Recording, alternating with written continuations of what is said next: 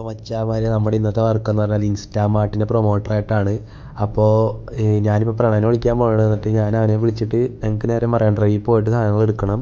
അപ്പോൾ അതാണ് ഞങ്ങൾ ഇന്നത്തെ പണിയെന്ന് വെച്ച് കഴിഞ്ഞാൽ പ്രൊമോട്ടറായിട്ട് നിൽക്കുക ഇൻസ്റ്റാമാർട്ടിൽ.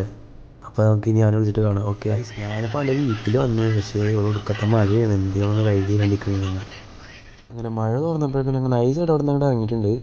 ഇനി മറൈൻ ഡ്രൈവിൽ പോയിട്ട് അവിടുന്ന് സാധനങ്ങളൊക്കെ സെറ്റ് ചെയ്ത് എടുക്കാനുണ്ട്. അപ്പോൾ ഞാൻ അവിടെ പോയിട്ട് കാണാം. ഓക്കെ.